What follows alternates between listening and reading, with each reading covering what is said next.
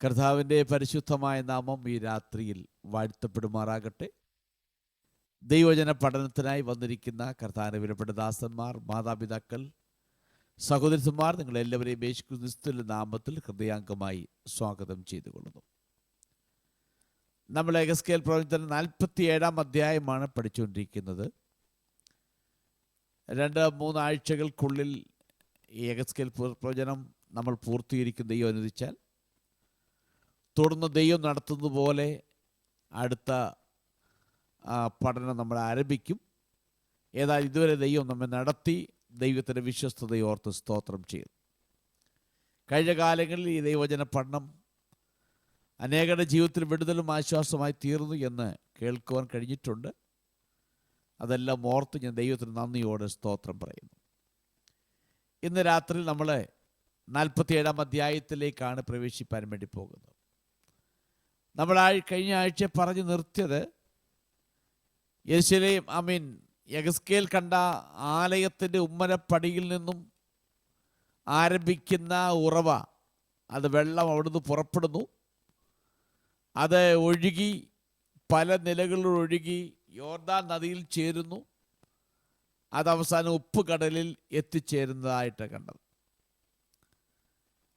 അവിടുന്ന് ഉമ്മരപ്പുഴയുടെ കീഴിൽ നിന്നും ആരംഭിച്ച ആ ഒഴുക്ക്, ആ കൊച്ച് അരുവി പോലെ ഉള്ളത്, ആരംഭത്തിൽ 1000 മുഴം അളന്നു നോക്കുമ്പോൾ കണങ്കാലിൻ്റെ ഹൈറ്റിൽ വെള്ളമുണ്ട്. വീണ്ടും 1000 അളന്നപ്പോൾ മുട്ടുനീരുണ്ട്. വീണ്ടും 1000 അളന്നപ്പോൾ അരയോളമുണ്ട്. വീണ്ടും 1000 അളന്നപ്പോൾ മുൻപോട്ട് നീന്തിയിട്ടല്ലാതെ കടക്കുവാൻ കഴിയാത്തൊരനുഭവത്തിലേക്ക് നീങ്ങുന്നു. നമ്മൾ ആ ഭാഗമൊക്കെ സവിസ്തരം ചിന്തിച്ചതാണ്. എന്നാൽ ഒരിക്കൽ കൂടി നാം ഓർക്കേണ്ടത്, നമ്മൾ ക്രിസ്തീയ ജീവിതം വെറൊരു കണങ്ങാലിൻ്റെ ആ ഒരു അനുഭവത്തിലുള്ള സന്തോഷമല്ല, കുറെ കൂടി ആഴത്തിലുള്ളതല്ല, പിന്നെയോ നീന്തിയിട്ടല്ലാതെ കടക്കുവാൻ കഴിയാത്ത നിലയിലുള്ളതായ ക്രിസ്തീയ ജീവിതത്തിൻ്റെ ആ ആഴങ്ങളിലേക്ക് നമ്മൾ പോകുവാൻ നമ്മൾ ബാധ്യസ്ഥരാണ്. നമ്മളെ വെറും കണങ്കാലിൻ്റെ ആ ഒരു ഹൈറ്റിൽ വെള്ളം നിറഞ്ഞിട്ട് ഇതാണ് സന്തോഷം, ഇതാണ് ക്രിസ്തീയ ജീവിതം എന്ന് നമ്മൾ ചിന്തിച്ചുകൊണ്ടിരുന്നാൽ അതൊരാരംഭം മാത്രമാണ്. അത് അങ്ങോട്ട് പോകും തോറും ക്രിസ്തീയ ജീവിതത്തിലെ സന്തോഷവും ദൈവികമാകുന്ന വിടുതലുകളും ആനന്ദമൊക്കെ വർദ്ധിച്ചുകൊണ്ടിരിക്കും എന്ന് കേൾക്കുവാൻ സാധിച്ചു. അവിടെ നമ്മൾ ക്രിസ്തീയ ജീവിത യാത്രയിൽ നമ്മളെ ആരംഭം കൊണ്ട് നിർത്താതെ അതിൻ്റെ ആഴങ്ങളിലേക്ക് നമ്മൾ പോകുവാൻ നമ്മൾ തയ്യാറാകണം എന്ന് ഒരിക്കൽ കൂടി ഞാൻ ഓർപ്പിച്ചു നിർത്തും. ആ വെള്ളം പോയിട്ട് നദി വഴി ഒഴുകി കടലിൽ വീഴുന്നു. അത് ചാവുകടലാണ്. അതിലെ വെള്ളം പഥ്യമായിത്തീരുന്നു. ഇതൊഴുകിപ്പോകുന്ന ഇരു കരകളിലുമുള്ള വൃക്ഷങ്ങൾ നന്നായി പച്ച പിടിച്ചിരിക്കുന്നു. അതിൽ മാസം തോറും കായ്ക്കുന്ന ഫലങ്ങളുണ്ട്. അതിലെ ഇലകൾ നല്ല ഔഷധ ഗുണമുള്ളതാണ് എന്ന് കാണുവാൻ സാധിച്ചു. ഈ നദി ചെല്ലുന്നിടത്തൊക്കെ ചലിക്കുന്ന പ്രാണികളുമുണ്ടെന്ന് അതിനകത്ത് വായിക്കുന്നുണ്ട്. അപ്പോൾ ചെല്ലുന്ന ഇടങ്ങളിലൊക്കെ ചലിക്കുന്ന പ്രാണികൾ, നല്ല ഔഷധ ഗുണമുള്ള വൃക്ഷങ്ങൾ ഇരു സൈഡിലും, നല്ല ഫലമുള്ള വൃക്ഷങ്ങൾ, പലതരത്തിലുള്ള ഫലങ്ങൾ കായ്ക്കുന്ന വൃക്ഷങ്ങളെ കാണുവാൻ കഴിയുന്നുണ്ട്. എന്നാൽ ഉപ്പുകടലിലേക്ക് ചെന്ന് വീഴുമ്പോൾ ഉപ്പുകടലിലെ വെള്ളം ജലസാന്ദ്രത കൂടുതലുള്ളതാകിയാൽ, ഡെൻസിറ്റി കൂടുതലുള്ളതാകിയാൽ അതിനകത്ത് മത്സ്യങ്ങൾ ജീവിച്ചിരിപ്പില്ല. ജീവജാലങ്ങൾക്ക് അതിനകത്ത് താങ്ങുവാൻ കഴിയത്തില്ല. അത് ധാരാളം മിനറൽസ് ആണത് മൊത്തം. എന്നാൽ അവിടെ വായിക്കുന്നത് അതിലെ വെള്ളം പഥ്യമായിത്തീരുന്നു. ഈ വെള്ളം ചെന്ന് വീണുമ്പോൾ ആ ഡെൻസിറ്റിയുള്ള ധാരാളം മിനറൽസ് ഉള്ള, അതിനകത്ത് ജീവിച്ചിരിക്കുവാൻ സാധിക്കാത്ത ആ വെള്ളം പഥ്യമായി തീരുകയും മീൻപിടുത്തക്കാരിറങ്ങി വല വീശി മീൻ പിടിക്കുന്ന നിലയിലേക്ക് നീങ്ങുകയും അവർ പിടിച്ചതിന് ശേഷം വല അതിനപ്പുറത്ത് മാറ്റി ഉണക്കിയെടുക്കുകയും ചെയ്യുന്ന അനുഭവങ്ങളെക്കുറിച്ച് പറയുകയുണ്ടായി. ചുരുക്കി പറഞ്ഞാൽ ഇവിടുന്ന് ആരംഭിച്ച വെള്ളം ഒരു കോണിലൂടെ സന്തോഷവും ആനന്ദവും നൽകി അത് പോകുന്നിടത്തൊക്കെ അനേകർക്ക് ആശ്വാസം നൽകുന്ന, ബലം നൽകുന്ന, ചൈതന്യം നൽകുന്ന അനുഭവങ്ങൾ കൊടുത്ത് അവസാനം ജീവിപ്പിക്കുന്ന ഒരു അനുഭവങ്ങളിലേക്കാണ് ചെല്ലുന്നത്. ജീവിപ്പിക്കുന്ന അനുഭവം, ജീവൻ നൽകുന്ന അനുഭവം. അപ്പൊ ക്രിസ്തീയ ജീവിതം ആരംഭിക്കുമ്പോൾ അതിൻ്റെ അകത്ത് മാത്രം തൃപ്തിപ്പെടാതെ മുൻപോട്ട് പോയാൽ നമ്മളെ ജീവിപ്പിക്കുന്ന ഒരു അനുഭവങ്ങളിലേക്ക് നമ്മളെ കൊണ്ടുപോയി സന്തോഷിപ്പിക്കുന്ന അതിൻ്റെ ആഴങ്ങളിലെ അനുഭവങ്ങളിലേക്ക് നമ്മളെ കൊണ്ടുപോകുന്നു. ഇവിടെ നമ്മൾ കണ്ടത് അതിലെ വെള്ളം പഥ്യമായി തീർന്നു. അത് നല്ല വെള്ളമായി തീർന്നു. അതിൽ ഒഴുകിച്ചെന്ന വെള്ളത്തിൻ്റെ പവർ അത് ആലയത്തിൽ നിന്ന് പുറപ്പെട്ട വെള്ളമാകിയാൽ, അതുകൊണ്ട് ഇത് ചെല്ലുന്നിടത്തൊക്കെ ചലിക്കാത്തതും കൂടെ ചലിക്കും. അനേക പ്രാണികൾ ചലിക്കും, അനേകമാകുന്ന ചെടികൾ വളരും, ഇല്ലാത്ത സ്ഥാനത്ത് ചിലതൊക്കെ ഉണ്ടായി വരും എന്ന് കാണുവാൻ കഴിയും. അതുകൊണ്ട് നമ്മുടെ ജീവിതത്തിൽ അതിൻ്റെ ആഴങ്ങളിലേക്കുള്ള അനുഭവങ്ങളിലേക്ക് കടന്നു പോകുവാൻ ദൈവം നമ്മെ സഹായിക്കട്ടെ. ഈ രാത്രി അതിൻ്റെ ബാക്കി ഭാഗങ്ങളിലേക്ക് പോകാൻ നമുക്ക് അതിൻ്റെ 13-14 വാക്യം ഒന്ന് വായിച്ച് ഇനി അങ്ങോട്ടുള്ള വേദഭാഗങ്ങൾ ഇസ്രായേലിന് വേണ്ടി ദൈവം സ്ഥലത്തെ വിഭജിച്ച് കൊടുക്കുന്ന അതിരുകൾ, അതിനോടനുബന്ധിച്ചുള്ള ചില കാര്യങ്ങളാണ് പറയുന്നത്. നമുക്കതുകൊണ്ട് ആ ഭാഗങ്ങളിലേക്ക് നമ്മുടെ ശ്രദ്ധയെ തിരിക്കാം. നമുക്ക് അതിനെ 13-14 വാക്യം വായിക്കാം. യഹോവയായ കർത്താവ് ഇപ്രകാരം അരുളി ചെയ്യുന്നു, നിങ്ങൾ ദേശത്തെ ഇസ്രായേലിന്റെ 12 ഗോത്രങ്ങൾക്കും അവകാശമായി വിഭാഗിക്കേണ്ടുന്ന അതിർ വിവരം യോസേഫിന് 2 പങ്കിരിക്കണം. നിങ്ങളുടെ പിതാക്കന്മാർക്ക് നൽകുമെന്ന് ഞാൻ കൈ ഉയർത്തി സത്യം ചെയ്തിരിക്കൊണ്ട് നിങ്ങൾക്കെല്ലാവർക്കും ഭേദം കൂടാതെ അത് അവകാശമായി ലഭിക്കണം. ഈ ദേശം നിങ്ങൾക്ക് അവകാശമായി വരും. ഓക്കെ, ഇവിടെ ഇസ്രായേൽ ജനത്തിനു വേണ്ടി ദേശം വിഭാഗിക്കുമ്പോൾ ചില അതിരുകളെ കുറിച്ച് പറയുകയാണ്. ഇതൊരിക്കലും ഒരു സിംബോളിക്കായിട്ട് അല്ലെങ്കിൽ പ്രതീകാത്മകമായിട്ടോ ഇതൊരു ആത്മീയ അർത്ഥത്തിലോ അല്ല. ഇവിടെ സ്ഥലം വിഭജിക്കുക എന്നൊക്കെ പറയുന്നത് ആത്മീയ അർത്ഥത്തിലല്ല. അത് ലിറ്ററലായിട്ടാണ് പറയുന്നത്. എന്ന് പറഞ്ഞാൽ യെഹെസ്കേൽ കണ്ടതുപോലെ വരും കാലത്ത്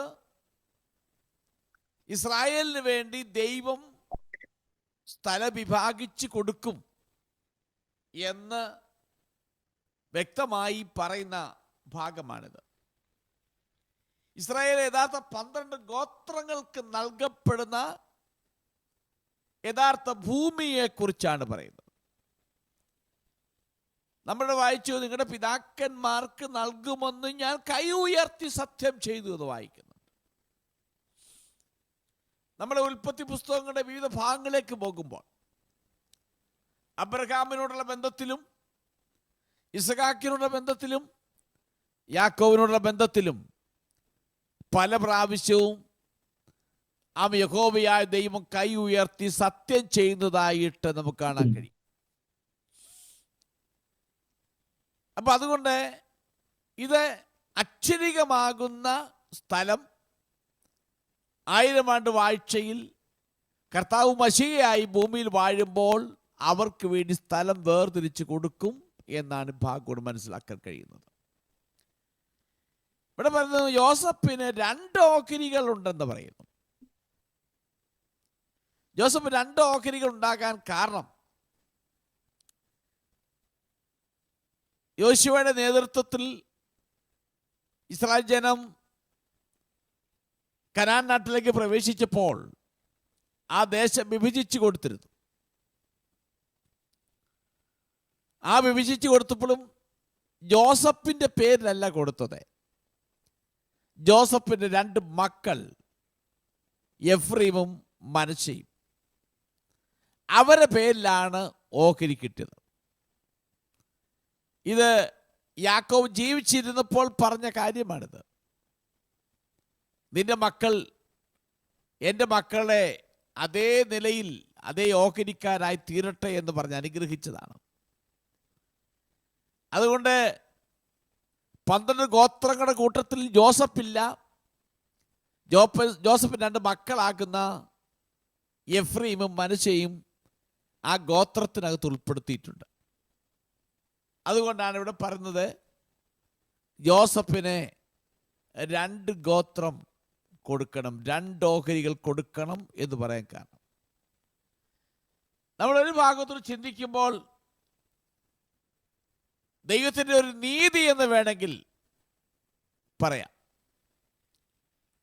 ജോസഫ് ദൈവം കൊടുത്ത പ്രമാണങ്ങളും ദൈവത്തോട് ചേർന്ന് വസിച്ചതുകൊണ്ടും ദൈവം പ്രത്യേകമായി അവനെ കണ്ടതുകൊണ്ടും മുൻപോട്ട് പോകുവാൻ കഴിയാത്ത നിലയിലുള്ളതായ പ്രതിസന്ധികൾ വന്നപ്പോഴും പിടിച്ചു നിന്നതുകൊണ്ടും സഹോദരന്മാർ അവനെ പൊട്ടക്കറ്റിൽ ഇട്ടാലും ശരി, അവൻ്റെ ഷെയറുകൾ ഇല്ലാതാക്കുവാൻ ശ്രമിച്ചാലും, അവൻ്റെ പേര് കൂടെ ഇല്ലാതാക്കാൻ ശ്രമിച്ചാലും, സ്വർഗത്തിൽ തമ്പുരാൻ നീതിയുള്ളവനാ,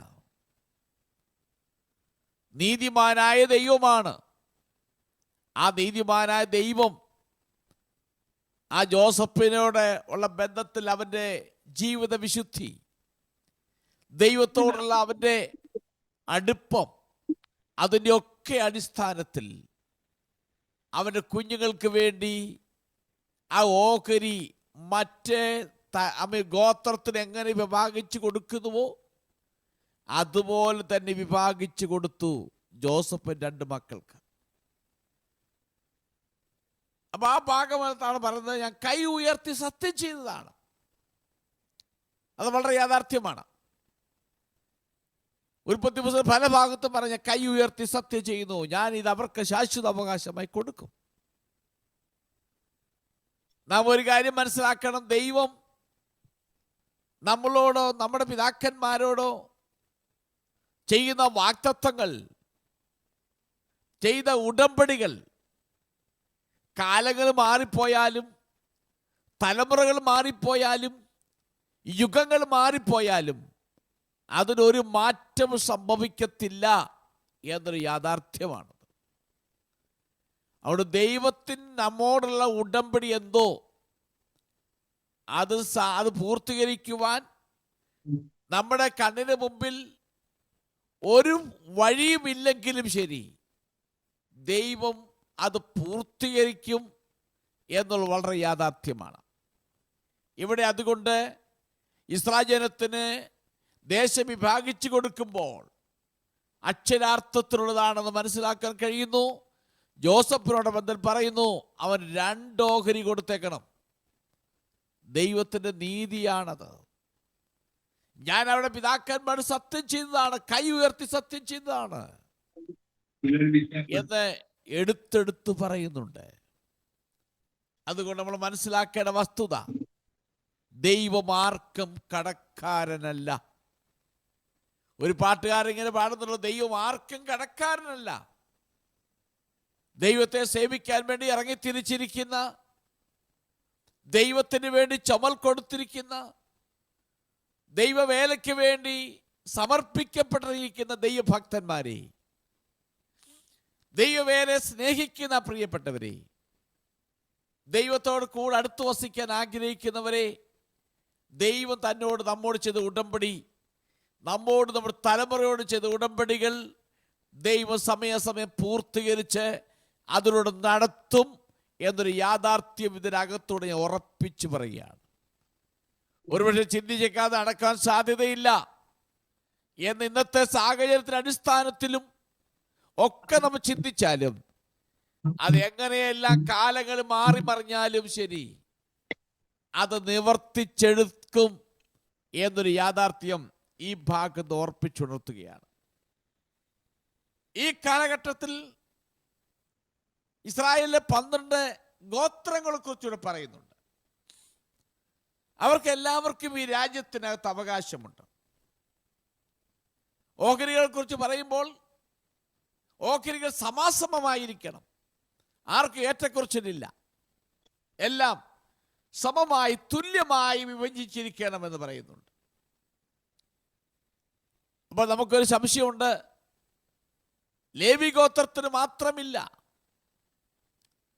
ലേവി ഗോത്രം ഒഴികെ ബാക്കി ഗോത്രങ്ങൾക്കെല്ലാം 11 ഗോത്രങ്ങൾ. അതുകൊണ്ട് ജോസഫിനെ മാറ്റിയിട്ട് ജോസഫ് 2 മക്കളെ അങ്ങോട്ട് ചേർത്തു. അങ്ങനെ 12 ഗോത്രങ്ങൾ. സ്ഥലം വിഭാഗിച്ചു വരുമ്പോൾ ലേവിക്ക് സ്ഥലമില്ല. നമ്മൾ മുൻ അധ്യായങ്ങൾ പഠിച്ചു. ലേവിയോട് പറയുന്നു, അവരുടെ അവകാശം ഞാനാണ്, അവർക്കുള്ള അവകാശം ഞാനാണ്. ആമി വേദപുസ്തകത്തൊക്കെ ഇങ്ങനെ പറഞ്ഞു, നീ എനിക്കുള്ള ഓഹരിയെ പരിപാലിക്കുന്നു, നീയാണ് എൻ്റെ പാനപാത്രത്തിൻ്റെ ഓഹരി, നീയാണ്. അങ്ങനെയെങ്കിൽ നമുക്ക് ലഭിക്കേണ്ട ഓഹരികൾ, നന്മകൾ പരിപാലിച്ച് തക്ക സമയത്ത് നമ്മുടെ കൈകളിൽ കൊണ്ടെത്തിക്കുന്നൊരു ദൈവം ജീവിക്കുന്നു. അതോർത്ത് ഞാൻ സ്തോത്രം ചെയ്യുന്നു. ഇവിടെ ജോസഫിന്റെ കുടുംബം 2 ഗോത്രങ്ങളായിട്ട് കണക്കാക്കുന്നു. ജോസഫിന്റെ മക്കളാകുന്ന എഫ്രീമും മനശ്ശെയും. 12 ഗോത്രങ്ങൾ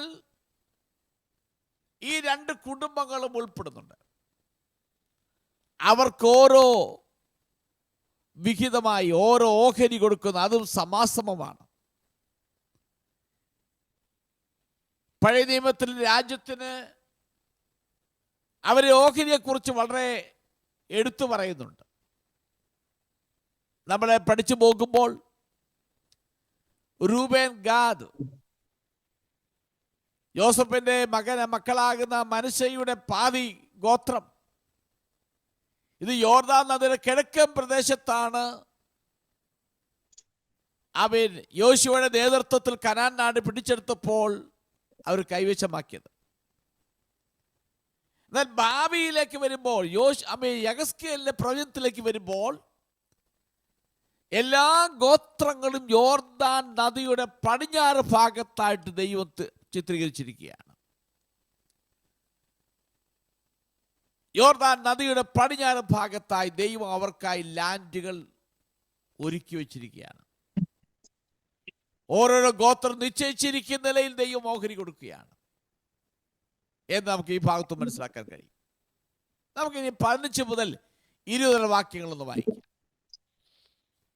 ദേശത്തിന്റെ അതിർ ഇങ്ങനെ ആയിരിക്കണം: വടക്കു ഭാഗത്ത് മഹാസമുദ്രം മുതൽ ഹെത്ലോൻ വഴിയായി സെദാദ് വരെയും, ഹാമാത്തും ബെറോത്തയും ദമശേക്കിന്റെ അതിരിനും ഹാമാത്തിന്റെ അതിരിനും ഇടയിലുള്ള സിബ്രയിമും ഹൗറാന്റെ അതിരിങ്കലുള്ള നടുഹാസേരും, ഇങ്ങനെ അതിർ സമുദ്രം മുതൽ ദമശേക്കിന്റെ അതിരിങ്കലും ഹസർ ഏനാൻ വരെ വടക്ക് ഭാഗത്ത് വടക്കോട്ടുള്ള ഹാമാത്തിന്റെ അതിരെങ്കിലും ആയിരിക്കണം.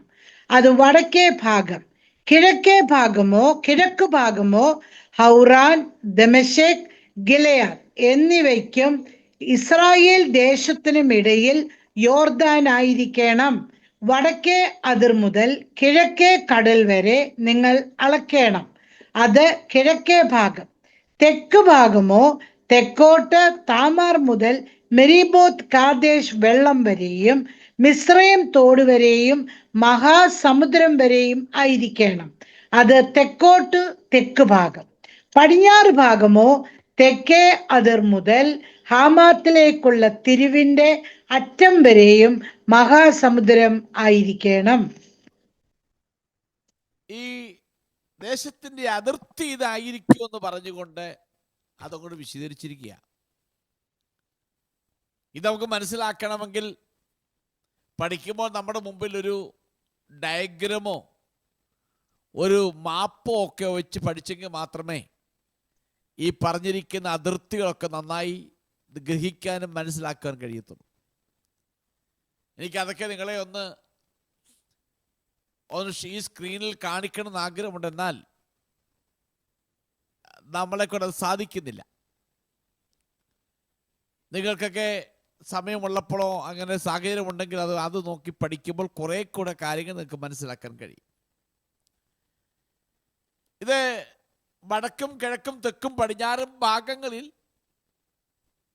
അതിന് അതിരുകൾ നിശ്ചയിക്കുന്ന ലാൻഡ് മാർക്കോട് ഉപയോഗിച്ചാണ് എസ്കേലിലെ ആലയത്തിന്റെ കാലഘട്ടത്തിലുള്ള അഥവാ മശികയുടെ സഹസ്രാബ്ദ കാലഘട്ടത്തിലുള്ള ജനത്തിന്റെ ഓഹരിയെ ദൈവം തരംതിരിച്ചു കൊടുത്തിരിക്കുന്നു. അവിടെ വായിക്കുന്നുണ്ട്, മഹാസമുദ്രത്തിൽ നിന്ന് ഹെത്ലോനിലേക്കുള്ള വഴിയിലൂടെ എന്നൊക്കെ പറയുന്നുണ്ട്. നിരവധി ലാൻഡ് മാർക്കുകൾ, സ്ഥലത്തിൻ്റെ പേരും നദിയും ഈ പട്ടികയിൽ ഉൾപ്പെടുത്തിയിട്ടുണ്ട്. എന്നാൽ ഈ കാലഘട്ടം ആരംഭിക്കുന്നതിന് തൊട്ടു മുൻപേ, അതായത് യെഹെസ്കേൽ ഇത് പ്രവചിക്കുന്ന കാലഘട്ടമൊക്കെ ഭൂമിശാസ്ത്രപരമായി നമ്മൾ നോക്കുമ്പോൾ ഒരുപാട് മാറ്റങ്ങൾ, രൂപാന്തരങ്ങൾ ഉണ്ടാകുമെന്ന് വിശ്വസിക്കാൻ കഴിയും. അതിനാൽ വരും യുഗത്തിൽ ഈ സ്ഥലങ്ങളൊക്കെ ഏത് ഭാഗങ്ങളിലാണ് രൂപപ്പെടുത്തിയിരിക്കുന്നത്, അടയാളപ്പെടുത്തിയിരിക്കുന്നത് കൃത്യമായി നമുക്ക് പറയാൻ കഴിയത്തില്ല. കാരണം കാലഘട്ടങ്ങൾ കുറെ പിന്നിട്ടപ്പോൾ പല സ്ഥലങ്ങളുടെ പേരുകൾക്ക് മാറ്റമുണ്ട്. നമ്മുടെ ഇന്ത്യയിൽ തന്നെ നമുക്കറിയാം, ഇന്ന് ഞാൻ താമസിക്കുന്ന ചെന്നൈ, അതൊരു കാലത്ത് എൻ്റെ പേര് മദ്രാസാണെന്ന് നമുക്കറിയാം. ഇനി അടുത്ത ഒരു തലമുറ വരുമ്പോൾ, ഒരു 10 വർഷം കഴിഞ്ഞൊരു തലമുറ വരുമ്പോൾ അവർക്കത് അറിയത്തില്ല ഇത് മദ്രാസാന്നുള്ളത്, ചെന്നൈ ആണെന്നേ അറിയത്തുള്ളൂ. അങ്ങനെ ഓരോ സ്ഥലം, എത്ര സ്ഥലത്തിന് പേരുകൾ മാറി. അപ്പൊ അങ്ങനെ ഉള്ളതുപോലെ തന്നെ കാലപ്പഴക്കത്തിൽ അന്ന് ഇവിടെ എഴുതിയ കാലഘട്ടത്തിലുള്ള സ്ഥലത്തിന് അന്ന് പറഞ്ഞിരുന്ന പേരുകൾ ഇന്ന് പലതും നമുക്ക് കാണത്തക്ക നിലയിലില്ല. അതിന്റെ പേരുകൾക്കൊക്കെ മാറ്റം സംഭവിച്ചു. അവിടെ കൃത്യമായി നമുക്കിത് പറയാൻ കഴിയത്തില്ല. ഇതേത് സ്ഥലമാണ്, എന്താണെന്നൊക്കെ കൃത്യമായി നമുക്ക് പറയുവാൻ ഒരല്പം ബുദ്ധിമുട്ടാണ്. അപ്പൊ അതുകൊണ്ട് ഏതായാലും ശരി, പഴയ നിയമത്തിൽ പറഞ്ഞിരിക്കുന്നേക്കാൾ കുറെ കൂടെ വിശാലമേറിയ ഒരതിരാണ് യെഹെസ്കേൽ പ്രവചനത്തിൽ കാണാൻ കഴിയുന്ന ഭൂമിസ്വത്തിന്റെ അതിരുകൾ എന്ന് പറയുന്നത്. ഇനിയും ഈ വാക്യങ്ങൾ ഇസ്രായേലിന്റെ അതിർത്തിയിലുള്ള സ്ഥലങ്ങളുടെ പേരുകൾ പരാമർശിക്കുന്നുണ്ട്. ഞാൻ മുമ്പേ പറഞ്ഞ പോലെ തന്നെ നമ്മള് സംഖ്യാപുസ്തകം 34-ാം അധ്യായത്തിന്റെ 3 മുതൽ 12 വരെയുള്ള വാക്യങ്ങൾ വായിക്കുമ്പോൾ നമ്മളിപ്പോൾ ഇവിടെ വായിച്ച പേരുകൾക്ക് തത്തുല്യമാകുന്ന പേരുകൾ നമുക്ക് ആ പുസ്തകത്തിൽ കാണാം. Numbers chapter 34 verse 3 to 12. എന്നാൽ ഈ വാക്യങ്ങളിൽ കാണുന്ന പേരുകൾ അതേ പേരുകളാണ് യെഹെസ്കേൽ ജീവിച്ചിരുന്ന കാലഘട്ടത്തിൽ ഉപയോഗിച്ചിരിക്കുന്നത്. എന്നാൽ ഈ നിരവധി നൂറ്റാണ്ടുകൾ കഴിഞ്ഞപ്പോൾ, കാലങ്ങൾ കഴിഞ്ഞു, ആ പേരുകൾക്കെല്ലാം മാറ്റം സംഭവിച്ചു. അതുകൊണ്ട് നിശ്ചയമായും നമുക്ക് കണ്ടുപിടിക്കാൻ കഴിയത്തില്ല അതേത് സ്ഥലത്തെ ഉദ്ദേശിച്ചാണ് പറയുന്നത് എന്ന് പറയാൻ കഴിയത്തില്ല. എന്നാൽ മോശ മുഖാന്തരം അരുളി ചെയ്ത, അല്ലെ അബ്രഹാമിനോട് ദൈവം കൊടുത്ത അതിർത്തിയുണ്ട്. അപ്പൊ അതിൽ നിന്നും കുറെ കൂടെ വിശാലമായ നിലയിലാണ് ഈ സ്ഥലങ്ങൾ ഇവിടെ ക്രമീകരിച്ചിരിക്കുന്നത്. 21 മുതൽ 23 വാക്യങ്ങൾ വായിക്കാം. ഹലോ,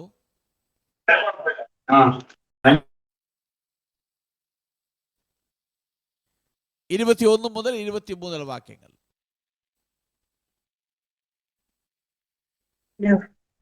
പാസ്റ്റർ ഒന്നുകൂടെ പറയാവോ? കേട്ടില്ല, ഇവിടെ ബെല്ലടിച്ചു, അതുകൊണ്ട് കേട്ടില്ല. ഓക്കെ, 21 വാക്യം മുതൽ 23 വാക്യം വരെ. ഇങ്ങനെ നിങ്ങൾ ഈ ദേശത്തെ ഇസ്രായേൽ ഗോത്രങ്ങൾക്ക് തക്കവണ്ണം വിഭാഗിച്ചു കൊള്ളേണം. നിങ്ങൾ അതിനെ നിങ്ങൾക്കും നിങ്ങളുടെ ഇടയിൽ വന്ന് പാർക്കുന്നവരുമായി നിങ്ങളുടെ ഇടയിൽ മക്കളെ ജനിപ്പിക്കുന്ന പരദേശികൾക്കും അവകാശമായി ചീട്ടിട്ട് വിഭാഗിക്കണം.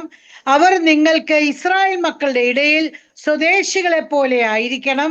നിങ്ങളോട് കൂടെ അവർക്കും ഇസ്രായേൽ ഗോത്രങ്ങളുടെ ഇടയിൽ അവകാശം ലഭിക്കണം. പരദേശി വന്ന് പാർക്കുന്ന ഗോത്രത്തിൽ തന്നെ നിങ്ങൾ അവന് അവകാശം കൊടുക്കണമെന്ന് യഹോവയായ കർത്താവിന്റെ അരുളപ്പാട്. ഓക്കെ, ഇവിടെ ദേശം അവർക്കായി വിഭജിക്കണം. വിഭജിക്കാനുള്ള ആവർത്തിച്ചുള്ള കൽപ്പനകൾ ഇവിടെ വന്നുകൊണ്ടിരിക്കുകയാണ്.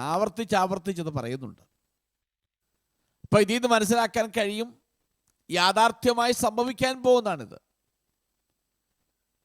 ഇതൊരു സിംബോളിക്കായിട്ടോ ആത്മീകമായി പറയുന്ന ഭാഷ അല്ലിത്. ഇത് അക്ഷരാർത്ഥം സംഭവിക്കും. അപ്പൊ ദേശത്തിന് വിഭജനം ഇനിയും നടന്നിട്ടില്ല. അത് ഭൂമിയിൽ സംഭവിക്കാൻ പോകുന്നതേ ഉള്ളൂ. നമ്മുടെ കർത്താവ് മശിഹയായി ഭൂമിയിൽ തന്നെ വാഴ്ച തുടങ്ങുമ്പോൾ ഈ പറയപ്പെട്ടിരിക്കുന്ന നിലയിൽ ഇസ്രായേൽ ജനത്തിന് ഗോത്രമായി വിഭാഗിച്ചു കൊടുക്കും എന്ന് നമുക്ക് മനസ്സിലാക്കാൻ കഴിയും. എന്നാൽ ഇവിടെ പറയുമ്പോൾ ഒരു പ്രധാനപ്പെട്ട കാര്യം പറഞ്ഞാണ് ഈ പുസ്തകം അവസാനിപ്പിക്കുന്നത്. എനിക്കത് കുറെ ഇഷ്ടപ്പെട്ടു. അതിന് 23 വാക്യത്തെ വായിക്കുന്നത്, പരദേശിയായി വന്നു പാർക്കുന്ന ഗോത്രത്തിൽ തന്നെ നിങ്ങൾ അവന് അവകാശം കൊടുക്കണം എന്ന് പറയുന്നുണ്ട്. നോക്കണം, അന്യജാതിക്കാര് പരദേശികളാ, യഹൂദ ഗോത്രത്തിൽപ്പെട്ടവരല്ല. നോക്കണം, ദൈവത്തിന്റെ ആ പരിഗണന എന്ന് പറയുന്നത് നമുക്കറിയാം. പഴയ നിയമത്തിൽ ന്യായപ്രമാണ പുസ്തകങ്ങളിൽ ദൈവ കൽപ്പന കൊടുക്കുമ്പോൾ, പ്രമാണങ്ങൾ കൊടുക്കുമ്പോൾ പരദേശിയോടുള്ള ബന്ധത്തിൽ പ്രത്യേകമാകുന്ന പരിഗണന കൊടുക്കുന്നുണ്ട്. നീ വയൽ തീർത്തു കൊയ്യല്ലേ, അത് പരദേശിക്കുള്ളതാ. ഇങ്ങനെ ഒരുപാട് പരിഗണനകൾ. കാല തീർത്തു പെറുക്കല്ലേ, അത് പരദേശിക്കുള്ളതാ. നീ വല്ലതും മറന്നുപോയിട്ട് കാല പെറുക്കുമ്പോൾ മറന്നുപോയാൽ അത് എടുക്കാൻ പോകല്ലേ.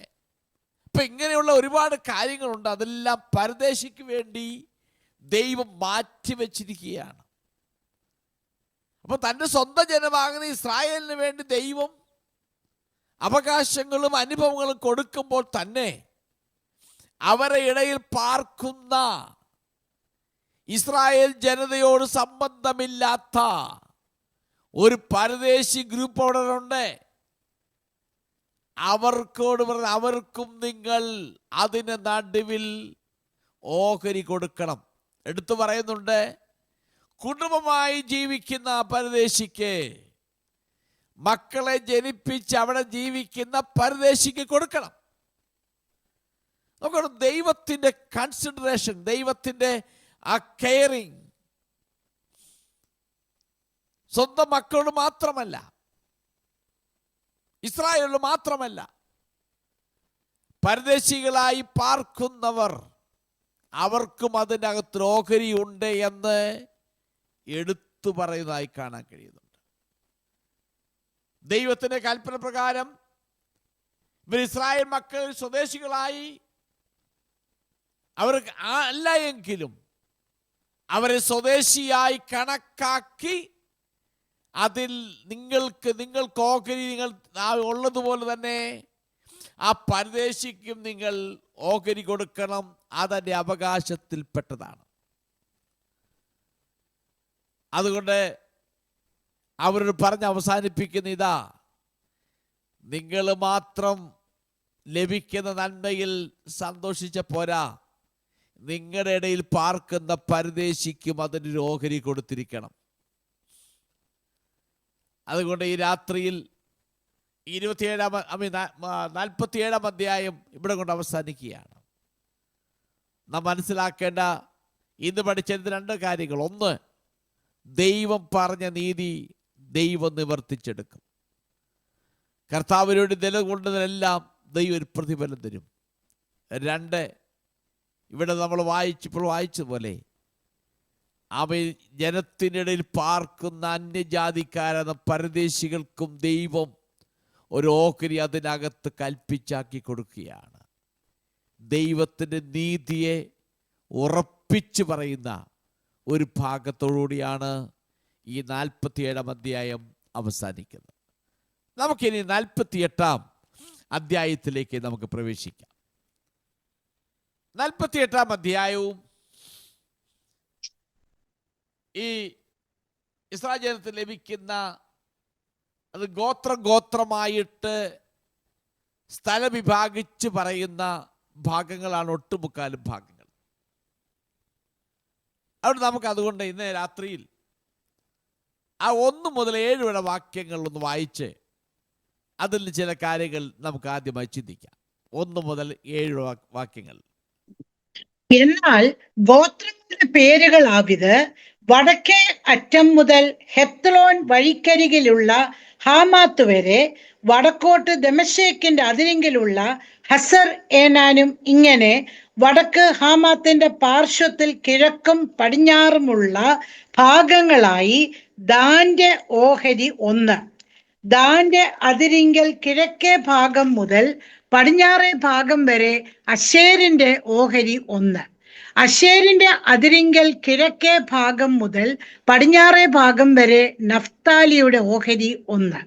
നഫ്താലിയുടെ അതിരിങ്കൽ കിഴക്കേ ഭാഗം മുതൽ പടിഞ്ഞാറേ ഭാഗം വരെ മനശ്ശെയുടെ ഓഹരി 1. മനശ്ശെയുടെ അതിരിങ്കൽ കിഴക്കേ ഭാഗം മുതൽ പടിഞ്ഞാറേ ഭാഗം വരെ എഫ്രൈമിന്റെ ഓഹരി 1. എഫ്രൈമിന്റെ അതിരിങ്കൽ കിഴക്കേ ഭാഗം മുതൽ പടിഞ്ഞാറേ ഭാഗം വരെ റൂബേന്റെ ഓഹരി 1. റൂബേന്റെ അതിരിങ്കൽ കിഴക്കേ ഭാഗം മുതൽ പടിഞ്ഞാറേ ഭാഗം വരെ യഹൂദയുടെ ഓഹരി 1. ഇവിടെ ഗോത്രങ്ങളുടെ പേരുകളാണ് പറഞ്ഞത്. വരാനിരിക്കുന്ന കാലഘട്ടത്തിൽ ഇസ്രായേലിന്റെ വടക്കൻ ഭാഗത്ത് ലഭിക്കുന്ന ഓഹരി 7 ഗോത്രങ്ങളെയാണ് ഇതിനകത്ത് ഉൾപ്പെടുത്തിയിരിക്കുന്നത്. 7 ഗോത്രങ്ങൾ.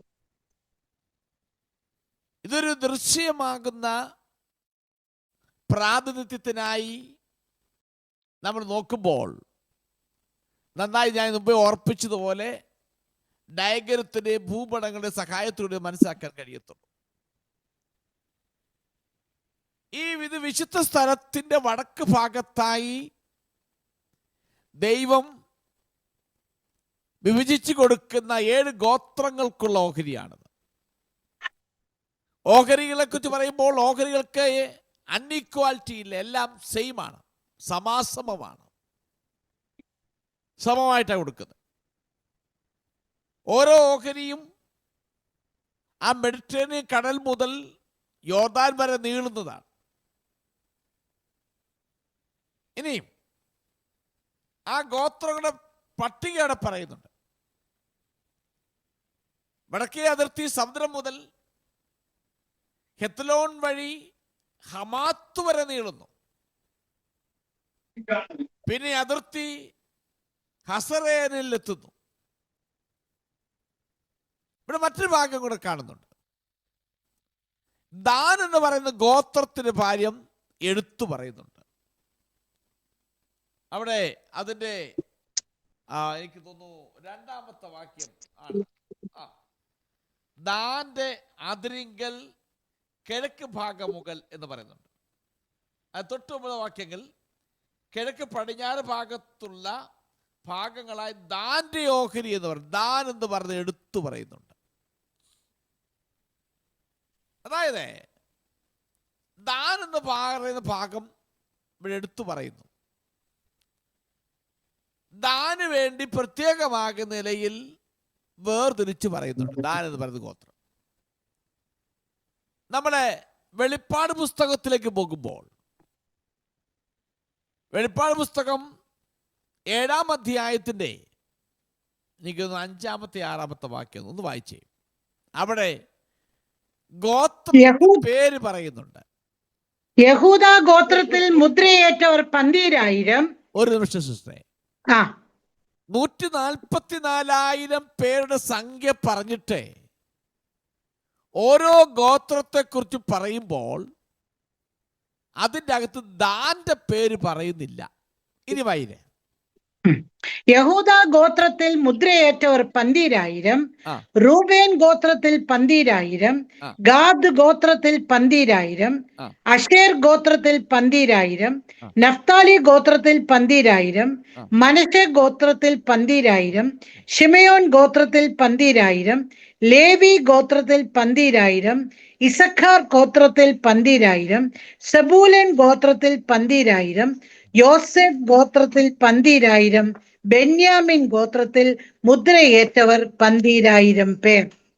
അപ്പൊ ഈ പറയുന്ന കൂട്ടത്തിൽ ദാൻ എന്ന് പറയുന്ന ട്രൈബിനെ അതിനകത്ത് ഉൾപ്പെടുത്തിയിട്ടില്ല. അതെന്താ കാരണം എന്നൊക്കെ ഉള്ളത് നമുക്ക് പിന്നീട് പഠിക്കാം. അപ്പോൾ ഇനിയും ഉൽപ്പത്തി പുസ്തകം 49-ാം അധ്യായത്തിന്റെ 16-17 വാക്യം വായിച്ചേ. Genesis chapter 49 verses 16 and 17. Than ഏതൊരു ഇസ്രായേലിയ ഗോത്രവും പോലെ സ്വജനത്തിന് ന്യായപാലനം ചെയ്യും. ദാൻ വഴിയിൽ ഒരു പാമ്പും പാതയിൽ ഒരു സർപ്പവുമാകുന്നു. അവൻ കുതിരയുടെ കുതികാൽ കടിക്കും, പുറത്ത് കയറുന്നവൻ മലർന്നു വീഴും. ഓക്കെ, ദാനെ കുറിച്ച് പറയുന്ന ഒരു പ്രവചന ഭാഗമായി കാണാം. ഇപ്പൊ ദാനെ ഈ 144,000 ഒഴിവാക്കിയിട്ടുണ്ട്. അതിനെക്കുറിച്ച് വേദപണ്ഡിതന്മാർ അഭിപ്രായപ്പെടുന്നത് ഇസ്രായേൽ ജനത്തിന്റെ ഇടയിൽ വിഗ്രഹാരാധനയെ ഏറ്റവും കൂടുതൽ ആദ്യമായി അഡോപ്റ്റ് ചെയ്തത് ദാൻ ഗോത്രമാണെന്ന് പറയപ്പെടുന്നു. വിഗ്രഹാരാധന എന്ന് പറയുന്ന സമ്പ്രദായത്തെ ആദ്യമായി അഡോപ്റ്റ് ചെയ്തത് ദാൻ ഗോത്രമാണെന്ന് പറയപ്പെടുന്നു. അതുകൊണ്ടാണ് അവർക്ക് ഓഹരി കിട്ടാതെ പോയത് എന്ന് പറയപ്പെടുന്നു. ഇനിയും ന്യായാധിപരുടെ പുസ്തകം 18-ാം അധ്യായത്തിൽ 1-2 വാക്യം വായിച്ചേ. അക്കാലത്ത് ഇസ്രായേൽ രാജാവില്ലായിരുന്നു. ദാൻ ഗോത്രക്കാർ അക്കാലം തങ്ങൾക്ക് കുടിപാർപ്പാൻ ഒരു അവകാശം അന്വേഷിച്ചു. ഇസ്രായേൽ ഗോത്രങ്ങളുടെ ഇടയിൽ അവർക്ക് അന്ന് വരെ അവകാശം സ്വാധീനമായി വന്നിരുന്നില്ല. അങ്ങനെ ഇരിക്കെ ദേശം ഒറ്റുനോക്കി പരിശോധിക്കേണ്ടതിന് ദാന്യർ തങ്ങളുടെ ഗോത്രത്തിൽ നിന്ന് കൂട്ടത്തിൽ പരാക്രമശാലികളായ 5 പേരെ സോരയിൽ നിന്നും എസ്തായോലിൽ നിന്നും അയച്ചു. അവരോട് നിങ്ങൾ ചെന്ന് ദേശം ശോധന ചെയ്യുവീൻ എന്ന് പറഞ്ഞു. നമ്മൾ 17 ന്യായാധിപരുടെ പുസ്തകം 17-18 അധ്യായങ്ങൾ മൊത്തം ഒന്ന് വായിച്ചു നോക്കുമ്പോൾ ആ സ്റ്റോറി നിങ്ങൾക്ക് നന്നായി മനസ്സിലാക്കാൻ കഴിയും. അതിനകത്ത് ഒരു ഭാഗം മാത്രം എടുത്ത് ഞാൻ പറഞ്ഞത്. അവിടെ വായിക്കുന്നു, ആ 1-2 ബാക്കി 1 വായിച്ചേ. അക്കാലത്ത് ഇസ്രായേലിൽ രാജാവില്ലായിരുന്നു. ദാൻ ഗോത്രക്കാർ അക്കാലം തങ്ങൾക്ക് കുടിപാർപ്പാൻ ഒരു അവകാശം അന്വേഷിച്ചു. ദാൻ ഗോത്രത്തിന് ആ കാലഘട്ടത്തിൽ ന്യായാധിപന്മാർ ഭരിച്ചുകൊണ്ടിരിക്കുന്ന കാലഘട്ടത്തിൽ, അതിനു മുൻപ് രാജ്യം വിഭജിച്ചു കഴിഞ്ഞു. യോശുവയുടെ പുസ്തകത്തിൽ നോക്കുമ്പോൾ യോശുവയുടെ കാലഘട്ടത്തിൽ എല്ലാ ഗോത്രത്തിനും മോശ മുഖാന്തരം കൊടുത്ത കാര്യപ്രകാരം അളന്ന് വീതിച്ചു കൊടുത്തതാ. ന്യായാധിപരുടെ പുസ്തകത്തിൽ വരുമ്പോൾ ദാന് കുടിപാർപ്പാൻ സ്ഥലം അവരന്വേഷിച്ചു, കിട്ടിയില്ല. അതിനെക്കുറിച്ച് പറയുന്നത് അവർ വിഗ്രഹാരാധന സ്വീകരിച്ച് ആദ്യമായി അഡോപ്റ്റ് ചെയ്ത ഒരു ഗോത്രമാണ്. അങ്ങനെ ഒരു ഗോത്രമാണ്. വെളിപ്പാട് പുസ്തകത്തിൽ എല്ലാവർക്കും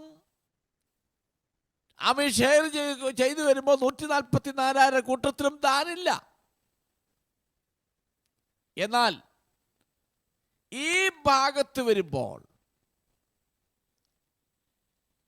ഈ യെഹെസ്കേൽ കണ്ട ഈ ദർശനത്തിന്റെ ഭാഗത്ത് വരുമ്പോൾ ദാന്റെ പേര് എടുത്തു പറയുന്നുണ്ട്.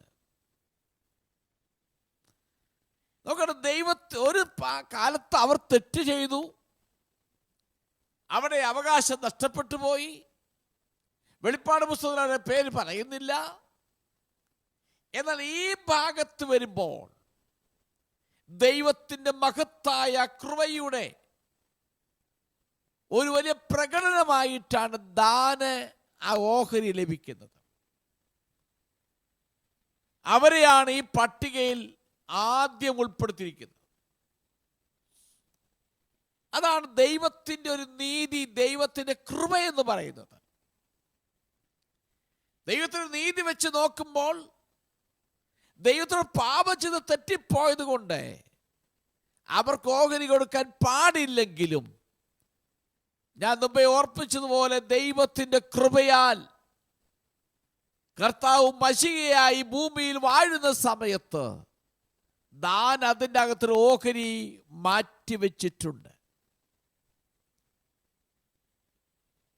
അതാണ് ഈ ഭാഗത്ത് വ്യക്തമായി നമുക്ക് കാണാൻ കഴിയുന്നത്. ഞാൻ ദൈവം ബാക്കി ഭാഗം അടുത്ത ആഴ്ച പ്രസ്താവിക്കാം. ഞാൻ പറഞ്ഞുകൊണ്ട് നിർത്താൻ ആഗ്രഹിക്കുന്നത്, ദൈവത്തിൽ നിന്നും അകന്നു പോയാലും ദൈവത്തിൻ്റെ കരുണ, ദൈവത്തിൻ്റെ കൃപ നമ്മുടെ മേൽ ചൊരിയപ്പെടുമ്പോൾ അവരുടെ സകല ലംഘനങ്ങളും മായ്ച്ചു കളയപ്പെടുന്നു എന്ന് കാണാൻ കഴിയും. വേദന പറയുന്ന കൃപയുടെ മഹാത്മ്യത്താൽ ലംഘനങ്ങൾ മായ്ക്കപ്പെടുന്നു എന്ന് വായിക്കുന്നുണ്ട്. അതുകൊണ്ടാണ് ദൈവമക്കൾ ഓർത്തുകൊള്ളും, നമ്മൾ എത്രയോ തെറ്റുകൾ പലപ്പോഴും ചെയ്തിട്ടുണ്ട്. എന്നാൽ വലിയ കൃപയാൽ, ഗ്രേസ്, നമ്മുടെ ലംഘനങ്ങളെല്ലാം മായ്ച്ച് വീണ്ടും നമ്മളെ ഓഹരിക്കാരാക്കി മാറ്റുന്ന ദൈവത്തിൻ്റെ കൃപ. അതുകൊണ്ട് നമുക്കാർക്കും പുകഴാനില്ല, നിഗളിക്കുവാനില്ല. നമ്മളെ വീണ്ടും വീണ്ടും വീണ്ടും ഈ ഓഹരിയിലേക്ക് നയിക്കുന്നത് നമ്മളോട് കാണിക്കുന്ന മഹാദൈവ കരുണ, ദൈവകൃപ എന്ന് മാത്രമാണ്. അതുകൊണ്ട് ആ ദൈവത്തിൽ പൂർണ്ണമായും ആശ്രയിച്ച് മുന്നേറുവാൻ ദൈവത്തിനാൽ നമ്മെ സഹായിക്കുന്നത് പറഞ്ഞുകൊണ്ട് ഞാൻ വാക്കുകൾ അവസാനിപ്പിക്കുന്നു. ദൈവം നിങ്ങളെ ധാരാളമായി അനുഗ്രഹിക്കുമാറാകട്ടെ.